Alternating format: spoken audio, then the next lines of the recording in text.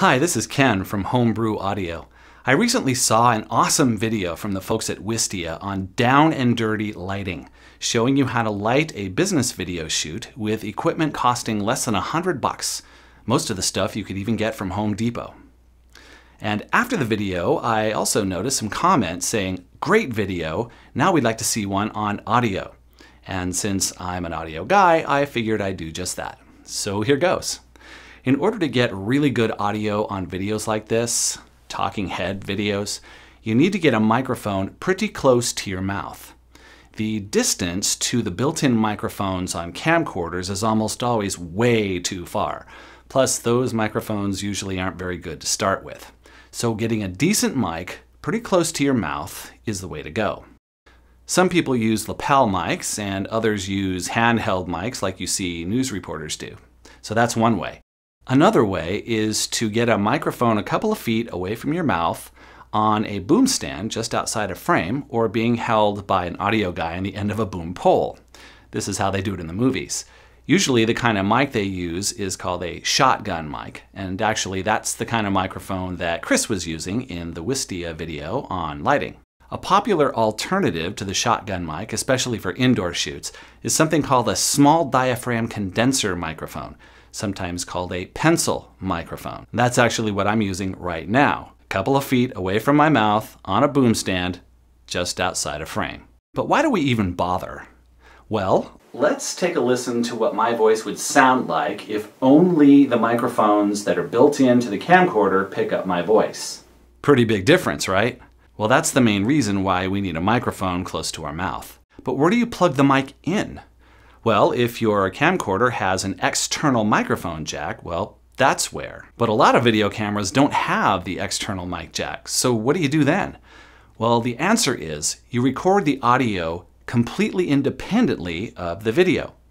For example, what I'm doing right now is I'm using a small diaphragm condenser microphone, a pencil microphone, a Shure SM81 microphone, by the way, plugged into an audio recording interface, a Focusrite Scarlett, and that is plugged into my computer via USB. Then I just record the voice onto recording software in the computer. Then after that, while I'm editing the video, I just import the audio into the video editing program. Here I'm using Vegas.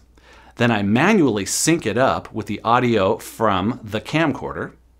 And then I just delete or mute the audio from the camcorder, and we're all set. You're only left with the good audio.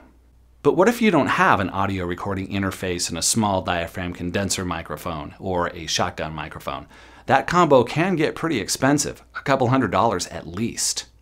Or what if you can't get a computer out to your video shoot? Or your camera does not have an external microphone jack?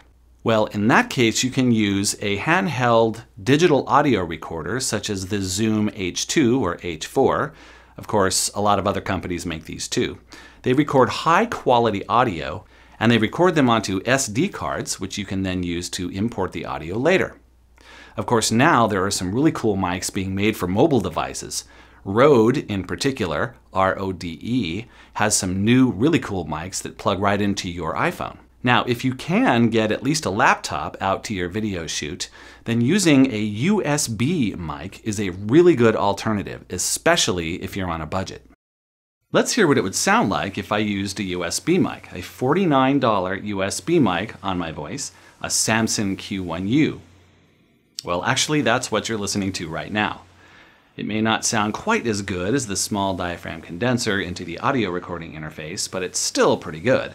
As a reminder, here is what it would sound like if just the camcorder's built-in microphones picked up my voice.